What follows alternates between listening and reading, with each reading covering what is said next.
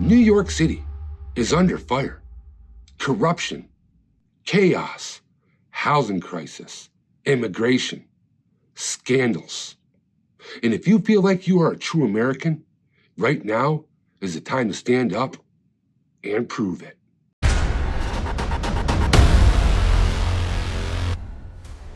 Zohran Mamdani, the man with such radical political views, he thinks everything should be free. The man believes he should be able to steal from Paul to pay Peter. And as we're seeing now, the city seems to be in some sort of a turmoil. Early votes are coming in record numbers, and I don't personally believe they're coming in for the favor of Mamdani.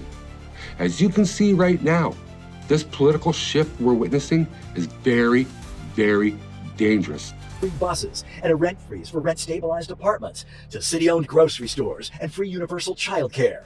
Ideas that will cost money. We've put forward a plan that we would raise $10 billion in additional revenue, $9 billion from two major taxes. The first, matching the state's top corporate tax rate to that of New Jersey, 11.5%. That raises about $5 billion. And the second is increasing personal income taxes on the top 1% of New Yorkers. These are New Yorkers who make $1 million or more a year. We're now witnessing a slow cloaking shift to communist socialism. Who in their right mind believes that things can be free in a city that takes a lot of money to function? This is New York. We can afford to dream. Billions and billions of dollars are spent every year on the infrastructure of New York City, and it still appears nothing even happens. And the reason why it seems like nothing even happens is because that city is so massive. Constantly, just the fees to be able to just run a new pipe in the ground without disturbing all the residents and businesses surrounding is astronomical. The undertaking and the engineering is unprecedented. So when we say, where's the money going? It goes to a lot of planning, and we must understand this and give some leniency to where these monies are being spent. The city's arguing for its budgets, the state is saying no, and the city has been getting screwed by the state. But now we have our golden horse coming in, Zohran Mamdani. The man who says things are gonna be free, he's going to create a utopia, and he's going to start in New York City. I personally believe this man's ideologies are so radical, he must be in La La Land. It's like he woke up one morning, watched the movie Peter Pan, and said, you know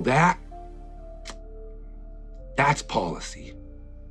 No reason to believe you have any merit or qualification for 8.5 million lives.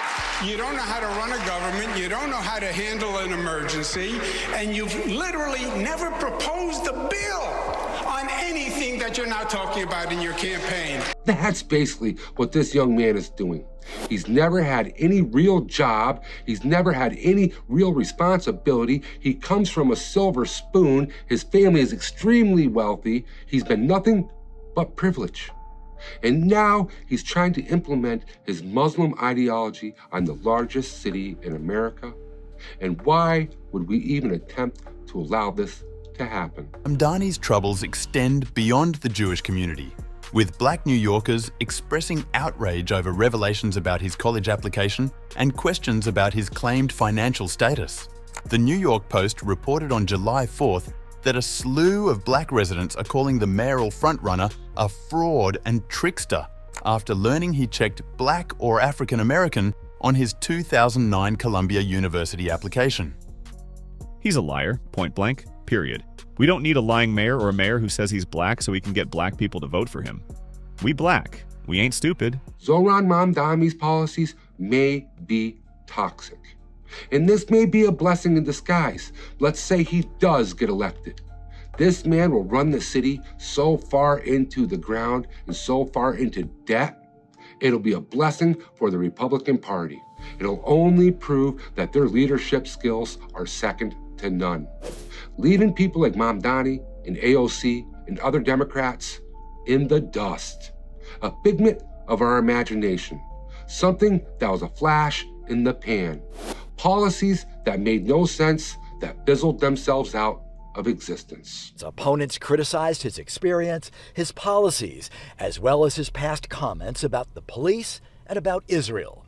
President Trump is also taking aim at Mamdani, calling him incorrectly a communist and saying he is not fit to lead.